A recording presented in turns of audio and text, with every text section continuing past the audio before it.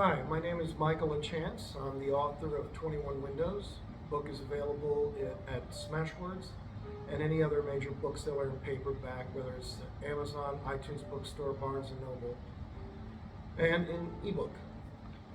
This story is about a haunting at a house here in Nebraska.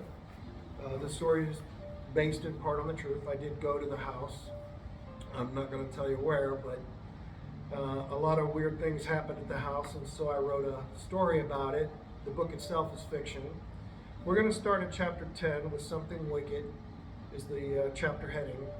And this is a part where the protagonist and his wife find out that the stone on their property for a dead boy, they find out that there's no body with the stone, and so they're very upset having discovered the boy's room in their house.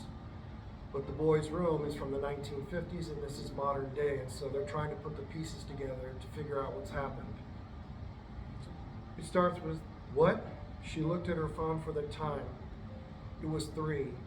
Well, that's the thing, he said and looked down. He's not here. Her skin cooled and little bumps erupted all over her. What do you mean he's not here? He has a stone. That's right. He looked back at it. The stone is here, but the boy isn't. The chill in the air went right through her. Why? Don't know exactly. He looked at her and his warm expression faded. See, after the drunk broke the stone, his dad had it replaced. I wondered when I looked at it, she said. That's right. Looked awfully nice for a stone that's supposed to be 60-something years on. He looked back at the stone.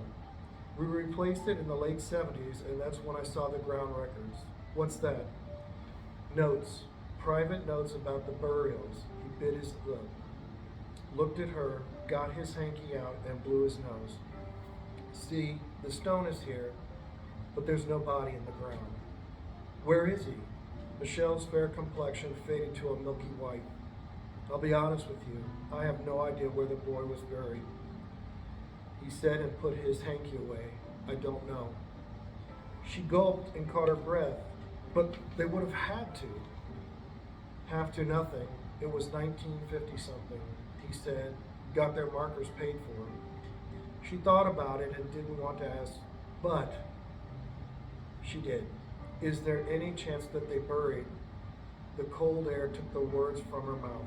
Buried him, closer to home. He looked away. Kind of late.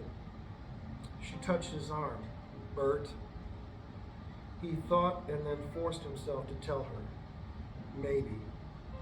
He pulled the gate shut and drew a chain around it. Then he got the padlock and clicked it shut. Look, I don't mean to upset you, but I can guess something what that boy's room has. She swallowed her fear hard and slowly shook her head. Oh no, but it's fine. Is it? His teeth ground together. I hope so. What? Well, it's a mysterious thing, and when you hear the backstory, it muddies the water more. He touched her forearm. Don't let an old man's bullshit scare you. I'll try not to. The words were mumbled. The thought that the boy wasn't buried her scared the hell out of her. Thanks again. He nodded and walked away. She got in the car and it was 3:30 already. Damn it, she hurried home. Max and Maddie, her kids, were in the kitchen. Chips, crackers with peanut butter, and maple butter toast were on the breakfast table.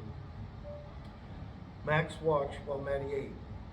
He put some peanut butter on his gums and his tongue darted against the back of his teeth to get any taste of it. She went and looked out the back window. Mom's here. Max rolled his eyes. Michelle opened the door, set her keys on the hook, and took her shoes off. I'm home, and yes, I know what time it is. Is your homework done? A bag with grapes, a banana, and some yogurt sat in front of Maddie. Uh-huh, Michelle said. I bet you two put the snacks up long before I got in the house. She sniffed the air and ate my apple maple toast. Maddie laughed. Not all of it.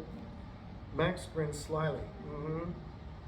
Good news, son, she rubbed his head. We go back to the doctor at the end of this week. If she says it's okay, then we'll make an appointment to take the rest of the wires from your jaw. He drew his hands in the air. Okay, you had your sweets. I've got to get supper ready. She pushed past Maddie, who had her mouth full of grapes. I suppose that's it for the grapes, too. Max got his book bag and went upstairs while Maddie hugged Michelle and then got her things. Homework! Michelle went to the bathroom and looked herself over in the mirror. Now, or tell him this weekend. For supper, the hamburger browned quickly and then she added the gravy mix. Thank goodness for this hamburger helper. She licked the spoon. She looked at Max. Just a few more days, son. Later that night, Max was on his tablet and did his homework. Maddie sat at her laptop. Her little fingers tapped the keyboard. She listened to a song through her headsets and bobbed her head one way and then the other to the beat of music. Michelle looked out the window. No headlights yet. What should she say? He's going to be so tired. She looked at herself in the reflection of a pot. Probably best to just let it go for now. Then, headlights at the side of the house ran along it and then stopped just at the barn. Aaron, her husband, was home. He got out of his truck and stood there. Man, supper and then bed. She already had the plates out and a salad. Supper, she shouted at the living room. Max shoved his chair back and beat Maddie to the stairs. Aaron pulled at his boots and it took a minute or two to get them off. Haven't got the muscles to take my damn boots off. Hey, she looked him over. Hamburger and noodles with green beans. He looked at her and didn't have the strength to smile. Okay. Why not eat, visit with the kids, and then skip the shower? She held the door to the boot room. Thought you didn't like that. He stood and tapped his jacket. Dust rose up. Things are all right. She smiled and he walked past. Good. After supper, he sat with Max, kissed him on the cheek, and then got Maddie. Daddy, I can't breathe, she squealed. That's 'cause I love you that much. He kissed her cheek, set her down, and belched. Max rolled his eyes and shook his head. Good meal deserves a good belch. He went to the top of the stairs. All right then, good night. I'm going to stop there. The book is titled 21 Windows. It is a haunting, so there's some drama, mystery, and of course, scare.